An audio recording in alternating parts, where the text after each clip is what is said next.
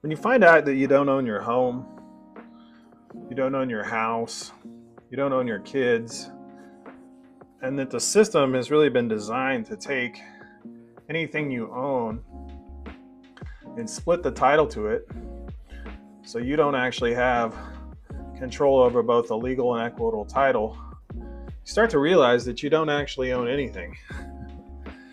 And that we're sold this idea that if we put it into an entity that was created by the state, that we're somehow going to own it. But that path just leads us to still not owning anything. You see, if you create an entity that was created by the state, like an LLC, it's not your entity. It can be taken from you, the property that's inside of it. The entity can be shut down. If you stop paying for the entity to exist, it doesn't exist anymore.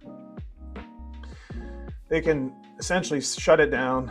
They can lien the property that's inside it in order to get what they consider theirs inside of that respective arrangement. They have interest in that respective property.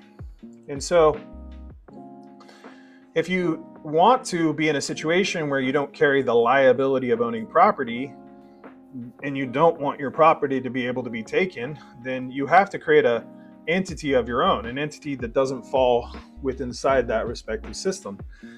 And the only way that I really know how to do that is using a trust. A trust can be created where the property is actually owned by the trust. When you make a trust non-grantor and irrevocable, it means the trust itself actually owns the property inside of it. And because it's a private trust, meaning you didn't have to register it with the state, then that means that only the parties that are a party to that agreement are parties to that agreement. When you start understanding that that gives you more power, more flexibility, and the privacy protections, plus you don't end up owning the property, you start realizing that these other entities just aren't a very good option to use if what you're wanting to do is have those types of protections, because those don't have anything. You see, when we're registering things into the state, such as property, they see themselves as having an interest in it.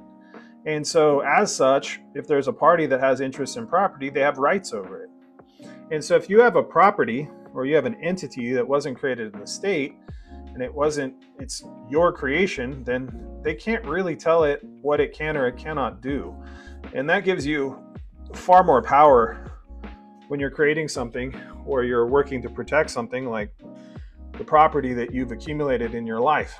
And so if you're interested in a trust, you should hit me up. I'd be happy to have a private conversation with you and talk to you about what